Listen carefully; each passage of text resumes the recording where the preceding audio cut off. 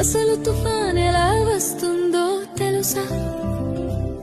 సముద్రం మొదట ప్రశాంతంగా ఉంటుంది, అలలు మెల్లగా తాకుతూ ఉంటాయి.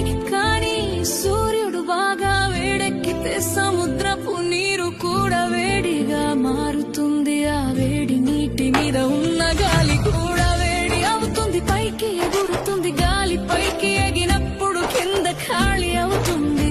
అప్పుడు చుట్టుపక్కల చల్లని గాలి ఆ ఖాళీ నింపడానికి వస్తుంది. ఇలా గాలి ఎగరడం దిగడం మొదలవుతుంది. అలా తిరుగుతూ తిరుగుతూ ఒక పెద్ద చక్రంలా మారుతుంది. మొదట్లో అది సాధారణ మేఘంలా ఉంటుంది, కానీ కాసేపటికే ఆ మేఘం చీకటిగా